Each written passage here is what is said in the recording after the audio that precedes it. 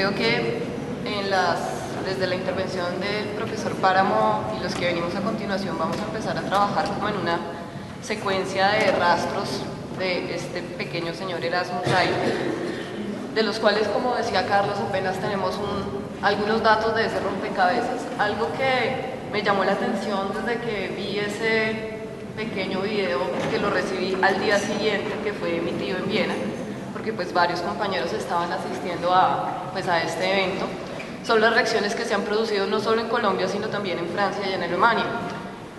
Gracias, digamos, a la serie de trabajos que hemos realizado con las personas del grupo, pues contamos con una serie de contactos en otros países y hemos estado como dando pequeños visos de ese rompecabezas. Creo que es un gran trabajo el que queda por hacer, no solo en el caso de Reinfeldt, para quienes estudiamos la historia de la antropología, y eso es algo muy importante, digamos, sentar el debate desde este punto. O sea, no lo estamos haciendo desde otros espacios, desde otros ámbitos. Somos conscientes que la hiperespecialización que se ha dado en este campo durante los últimos quizás 30 años es tan grande que nos convierte en pequeños hablantes desde pequeños campos. En esa medida, así como yo no tendría quizás la ubicuidad o los conceptos para hablar de otras áreas de la antropología, en el caso de este debate he visto frecuentemente muchos comentarios que nacen desde esas emociones que surgen del pasado, que puede ser el pasado antropológico, pero digamos que hace parte como de esa emocionalidad que tenemos todos y con la cual nos acercamos a múltiples hechos o acontecimientos. Eso, digamos, da cuenta, tristemente, de una ausencia de búsquedas de información. Quizás a continuación yo solo presentaré algunos datos que son posibles encontrar desde el contexto colombiano, pero justo con las otras personas comentábamos como en Francia todavía hay 2 años por investigar de la vida de Erasmus, de cómo llegó allí, de cómo entró a la universidad, por qué estaba viviendo en la ciudad universitaria, cómo conoce a Siegfried, cuáles son los procesos con su familia. Anton también fue, digamos, a habitar en París para los mismos años en que él llegó a esta ciudad, y cómo, digamos, él logra realizar una serie de vínculos que lo traen a Colombia. O sea, todavía es un campo aún gris, es un pantano. En el caso de Alemania, pues, como lo mencionaba Carlos, apenas están surgiendo algunas piezas de este gran rompecabezas. Y este caso es solo una muestra de algo que me percaté y que quizás era una de las preocupaciones que teníamos con Roberto cuando iniciamos este grupo hace muchos años, y era qué son las historias de vida de todos estos personajes que fueron fundamentales en la consolidación disciplinaria en los años 30 y 40 en Colombia. El caso de la ausencia de conocimiento, que quizás desde mi punto de vista personal pues me ha sido como un jalón de orejas, se puede reproducir para todos los personajes de ese momento. O sea, no tenemos mucha información sobre Recasens, sobre Chotelus, sobre Gull, sobre Pablo Vila, sobre Oxcártequi, personas que quizás nadie ha mencionado. O sea, y es algo que me llama la atención. Y cuando estaba en el archivo general me encontré con una serie de personas y me decían, ¿usted por qué se pone a buscar eso? Yo le decía, yo soy historiadora de la antropología, para mí tiene mucho sentido entender cómo son estos círculos disciplinarios que van más allá del ámbito académico y que se insertan dentro de los espacios políticos. Más allá de entender la obra, hay muchos otros aspectos de todos estos personajes que aún están, digamos, con la ventana abierta, y es solo cuestión como de asomarnos y empezar a escudriñar y a buscar patrones, a buscar secuencias, a buscar lógicas que se presentan y que no son solo particulares para este individuo en la forma como él llega al país, sino para muchos otros. Cuando empiezo a revisar archivos de los años 30 y 40, así como encontré a Erasmus Gerhard, también me encontré con Recasens, también me encontré con Vila. Para mi gusto, satisfacción y quizás por las mismas relaciones que hemos tenido con el mismo a lo largo de los años, me encontré con Rivet por todo lado. O sea, la relación de Rivet con el gobierno colombiano bueno, como académico francés es algo fundamental durante el gobierno Santos de los años 30. Erasmus no. O sea, cómo me encontré con Erasmus fue a través de este personaje que es André Siegfried. Por favor, pasa. André Siegfried, quizás algunos de ustedes lo hayan escuchado. Él, digamos, estudió en la Escuela Libre de Ciencias Políticas, fue sociólogo, geógrafo, historiador, fue un gran oficial de la Legión de Honor, o sea, ya hacer parte de la Legión de Honor era algo muy importante en la Francia de la época, no cualquier académico lograba tener este título. Él vive más o menos hacia finales del siglo XIX e inicios del siglo XX, tiene una serie de cátedras de geografía en el Collège de France. Las personas que manejan la Academia Francesa sabrán lo complicado que es lograr una cátedra en el college, no es algo para todo el mundo. Y él, hacia el 31 de mayo del 38, recordemos un poco qué era lo que estaba ocurriendo en Bogotá en ese momento, estábamos en la celebración del cuarto centenario de Bogotá, también estábamos en la posesión de Santos para este año, quien iba a asumir la presidencia.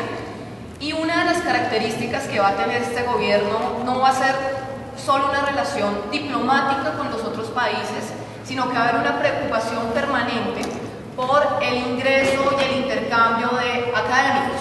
O sea, es algo que está presente en todo el Archivo Santos. Cómo se pueden generar una serie de relaciones académicas y políticas entre los dos países. En esa medida, desde los años 30, si no estoy mal, desde el 31 más o menos, se conforma un comité franco-americano entre los gobiernos colombianos y los gobiernos franceses con una serie de representaciones en varias ciudades, el cual tenía como finalidad consolidar las relaciones entre los dos países. ¿Cómo llega Siegfried? O sea, Siegfried Pétain, que quizás luego en el debate el profesor Little nos puede hablar un poco más sobre este queridísimo mariscal y cuáles eran sus políticas de gobierno en Francia en la época, cuáles eran sus ideologías. Sería bueno un poco ver quizás en el debate quién era el mariscal Pétain. Pétain le solicita a André Siegfried, pues teniendo en cuenta su hoja de vida académica, que venga a Colombia y asista como delegado del Comité Franco-Americano a las actividades que tendrán lugar en Bogotá con motivo del cuarto centenario de la fundación de Bogotá.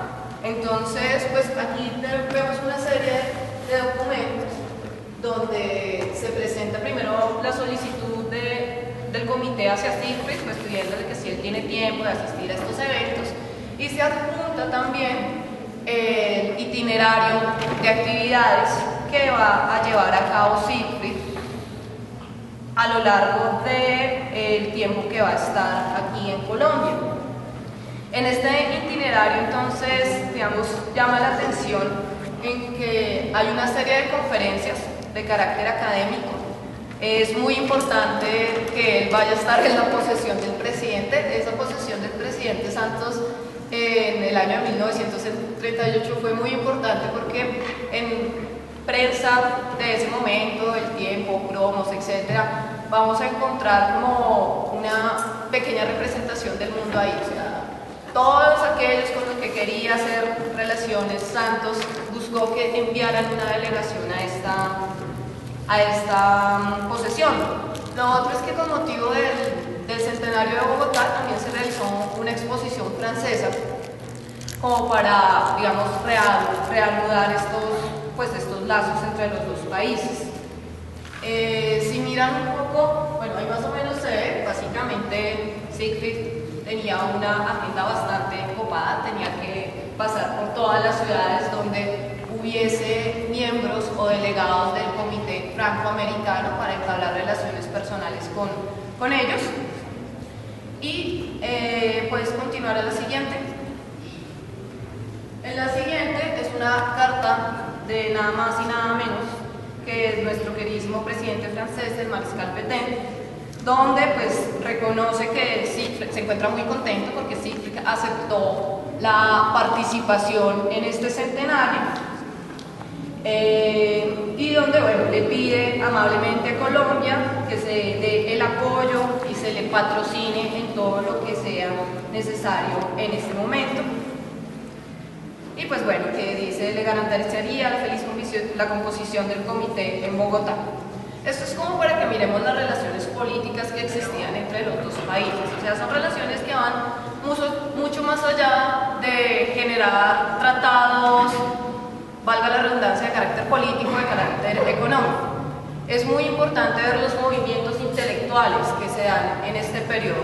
Hay una acotación que se me olvidó hacer al inicio, hago, digamos, un paréntesis aquí, y es que algo que me disgustó de los debates sobre la antropología o la etnología en los años 30, en los años 40, fue la eterna confusión que se da al denominar antropología o etnología en el caso alemán. Recordemos que antropología es antropología física y etnología es el estudio sobre los pueblos. La etnología, a la que quizás probablemente incluso Erasmus bajo su formación, porque fue una formación de élite la que tuvo, no era un personaje de, digamos, que se formó en París, no fue un personaje que se formó exclusivamente en Colombia, tuvo una formación de élite desde su mismo nacimiento. Ese sentimiento romántico sobre el estudio de la naturaleza, ese idealismo estaba en boga en la etnología de esos momentos. Mueve el mouse para que lo sepan. Gracias. Esa etnología fue completamente despreciada por el partido. Es una acotación que es necesario mencionar. O sea, esa etnología no era de interés, no tenía ningún interés político. Entonces, eso para que lo confundamos, digamos, en el debate, esas dos cositas, son dos cosas diferentes. Ahora sí seguimos con Siegfried, con ese proceso, digamos, de interacción. Continúa con la siguiente, bueno, ahí estaba, digamos, agradeciéndolo. Aunque Siegfried logra, digamos, asistir a estas actividades, da sus conferencias, logra tener una buena relación con el presidente Santos de aquel momento, el comité se empieza a desfigurar por los mismos periodos de guerra que van a tener lugar en los siguientes años. O sea, el comité, que era producto de inicios de los años 30, que logró tener su boom en estas celebraciones del cuarto centenario, que logró traer no solo a Siegfried, sino, digamos, ahí se recomendó a Rivet también. Recordemos que Rivet llega como uno de los invitados del presidente Santos para este mismo centenario, e incluso se le hace una serie de homenajes al mismo, pues como director del Museo del Hombre, como uno de los principales exponentes de la, ahí sí, antropología francesa de los años 30. En el caso de Siegfried no llega por invitación del presidente Santos, sino por recomendación de Pétain. O sea, y él es designado a través del comité.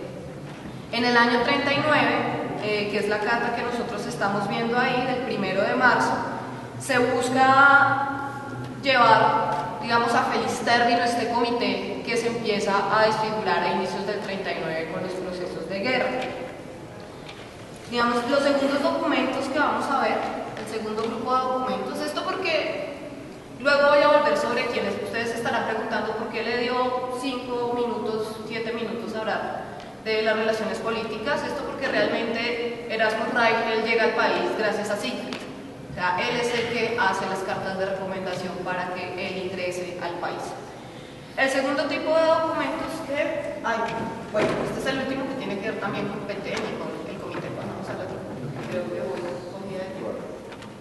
Next. Espero que no se mareen. Siguiente.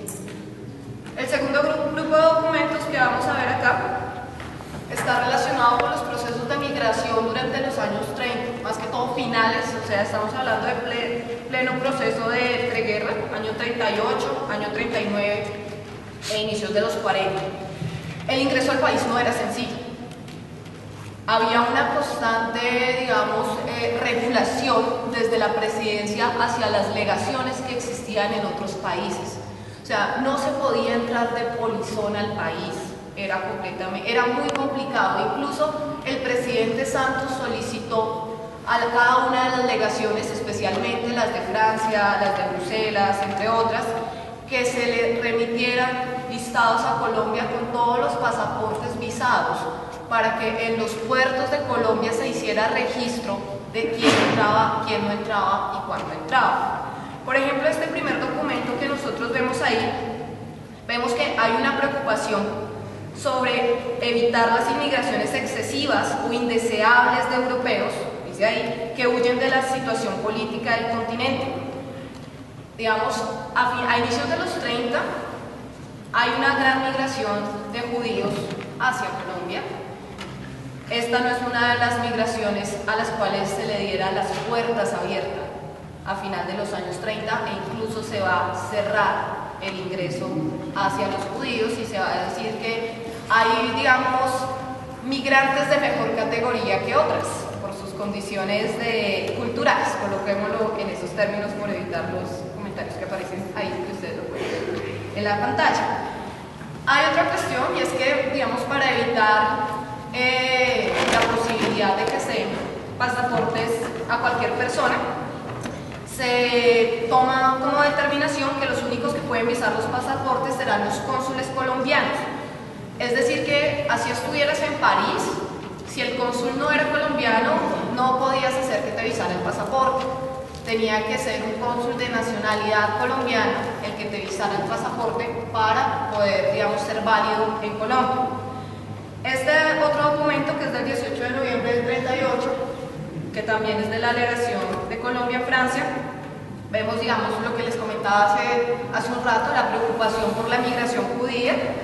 Hay una cosa muy importante, y es que solo se pueden vender pasajes a quienes tienen visas posteriores al 10 de octubre del presente año, porque ya es inminente la guerra.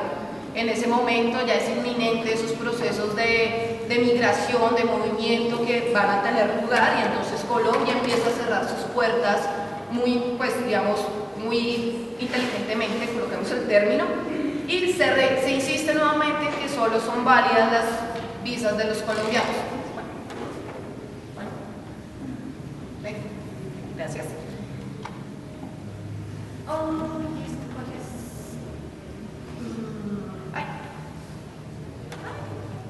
Un momento que se me desaparecieron las hojas. Este último tiene que ver con Santos, 17 de febrero del 39, si estamos ahí, donde, digamos, vemos el proceso de verificación que les estaba comentando hace un momento, donde se solicita la alegación que se remitan el listado de visas otorgadas en Francia para que todas estas puedan ser verificadas en el momento de ingreso al país en los puertos.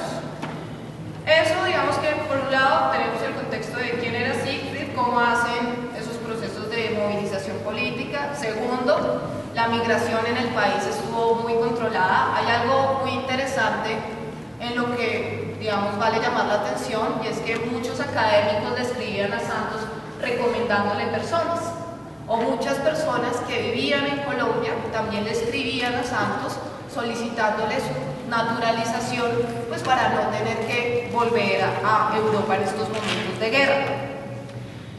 En la pantalla, esta creo que sí la voy a leer, ya que es la presentación que hace Andrés Siegfried a Eduardo Santos, para que para que se le dé una visa temporal a Erasmus Gerard Reichel el 14 de julio del 39. Entonces él nos escribe desde Francia. Dice: señor presidente, quisiera que me permitiera intervenir ante usted a título personal en favor de un joven refugiado austriaco, Monsieur Erasmus Gerard Reichel, quien vive en la ciudad universitaria Fundación Americana, y coloca la dirección. Una acotación respecto a esta dirección. Desde los años 20, la ciudad universitaria en París se convierte en uno de los principales espacios de recepción de académicos y estudiantes de otros países en Europa que están escapando de la guerra, y es probablemente allí donde logra conocer a Siegfried y donde se conecta con una serie de académicos intelectuales, porque allí está residiendo en los 2 años que vivió en Francia. Bueno, ¿quién se encuentra en París y en quienes nos interesamos? Mi esposa y yo. Usted conoce la suerte, si es ardua, de jóvenes como él, que han sido sorprendidos por el Anschluss en Francia, que era el que nos comentaba hace un momento el profesor Lidl, donde no tiene ni puede y no quiere retornar a su país de origen. O sea, en el momento 39 Austria no existía. Entonces, él no podía, o sea, Erasmus no podía, digamos, solicitar el visado en otro lado, porque no había, o sea, la mayor probabilidad era Francia para poder realizar este proceso. Tenemos aquí, pasados pocos años, probablemente 2, la experiencia de sus pruebas y esta que le dicen que nosotros podemos intentar mitigar el rigor de su destino. O sea, ya era evidente que sí. Digamos que estaba en un espacio gris, Reichel en ese momento en Europa, porque no tenía nación. Si hipotéticamente estuviese huyendo de Alemania, pues tampoco volvía a ir ahí, tenía que legalizar su residencia en algún sitio de alguna forma. Entonces ahora, bueno, ¿cómo va a ser esa legalización de residencia? Messier Reichel nació en Salzburg, Castillo de Arenberg, bastante pudiente por cierto, el 6 de marzo de 1912. Está comprometido con una joven americana, Miss Theodora Antoinette Gringos, residente en Petersburgo, Virginia. Él no se puede casar con ella ni en Francia ni en los Estados Unidos porque él no está autorizado para entrar antes de estar casado. Por el contrario, si está casado con ella, él podría entrar a los Estados Unidos y residir. En estas condiciones, un matrimonio hecho en Colombia resolvería todas las dificultades. Es la solución que, de acuerdo con la familia de su comprometida, planea Messier Reichel, y las autoridades consulares americanas estarían al tanto del proceso. Para que la solución sea posible, es necesario que Messier Reichel obtenga la visa para entrar a Colombia como visitante, es decir, por 3 o 4 meses. Podría preguntar si esta visa podría ser concedida. Añado que él tiene lo suficiente para pagar el depósito exigido por la ley colombiana. No sería, señor presidente, un acto de humanidad. Se trata de un joven de excelente familia, víctima de los desórdenes del norte de Europa Central. Si para usted es posible aceptar esta solicitud, yo estaría infinitamente agradecido. Hay una cosa y es que cuando uno revisa la literatura secundaria sobre Reichel, algunos mencionaban que Siegfried había recomendado una serie de académicos ilustres ante Santos. Mirando los documentos existentes y a los cuales podemos acceder del archivo Santos, el único al que recomienda es a Reichel, y no lo hace por una actividad académica, lo hace por una relación personal que tiene con él. Lo que vale mencionar es algo normal durante estos años. O sea, no se recomienda. El único quizás académico que llega con recomendaciones y todo es Paul Rivets. Y en el caso de Recasens también vamos a ver, y de Pablo Vila, vamos a ver que hay unas recomendaciones de tipo académico para que se les dé también cupos académicos en las universidades en Colombia. En el caso de Reichel no, o sea, es un interés económico, es un interés personal, disculpen, lo cual es un proceso completamente cotidiano bajo el presidente, la presidencia de Santos. Aquí encontramos otros documentos que vamos a pasar brevemente, que, por ejemplo, ahí tenemos la autorización de la entrada a Reichel según vuestros deseos. Esta va dirigida a Andrés Siegfried. Y la siguiente, digamos, la que va dirigida a la legación de Colombia en París, las dos datan de la misma fecha, el 4 de agosto del 39, la cual tiene como finalidad una visa de turista para que él se pueda casar aquí en Colombia con su joven norteamericana. El último documento, brevemente, que ya es para terminar, es el agradecimiento que le hace Siegfried a el presidente Santos por la visa que le otorgaron a Reichel para que él se casara. Hay una cosa entre bonita e interesante, y es que cuando uno hace el seguimiento de todo este proceso de recomendaciones, muchas veces era la misma persona a quien le da la visa quien le escribía a Eduardo Santos y le decía como muchas gracias, ahora voy a tener una oportunidad en el país, ahora voy a estar acá. En el caso de Erasmus él nunca lo hizo, o sea, su mediador siempre fue pues Andrés Siegfried. Todavía hay todo un proceso por buscar, mirar cuándo pasa, por ejemplo, de visa de turista a visa de trabajo, que probablemente fue bajo su trabajo en las petroleras en el del año 40 al año 42, que fueron sus primeras, pues digamos, sus primeros trabajos, y que en esos momentos en algún lado del archivo, solo que está un poco desorganizado, en algún lado del archivo debe estar pues estos procesos de tránsito. Fue algo, no llegó como el gran investigador, no llegó como la gran persona, llegó como una persona del común. Incluso buscó no dejar mucho registro, no escribió cartas de agradecimiento, no escribió cartas de solicitud, que eran muy frecuentes. Uno encuentra miles de cartas de agradecimiento y de solicitud al presidente Santos o a la legación por estas visas. En el caso de Reichel no, él siempre lo hace a través de Siegfried. Y bueno, igual acá creo que vamos a seguir de forma lineal con los avatares de nuestro queridísimo Gerardo. Así que lo digo queridísimo porque es un caso muy interesante de análisis, no porque realmente lo quiera como persona o algo así, ¿no? Es un caso muy interesante, sí, no, es un caso muy interesante de análisis, no tengo ningún tipo de filiación romántica con el sujeto, incluso hay varias cosas que me disgustan, pero es un muy buen interés, digamos, nos muestra todas esas configuraciones políticas y académicas que se daban en los años 30, o sea, que no es solo el hecho de que vino aquí académicamente, sino que vamos a ver esos ires y venires de la academia al lado de la inserción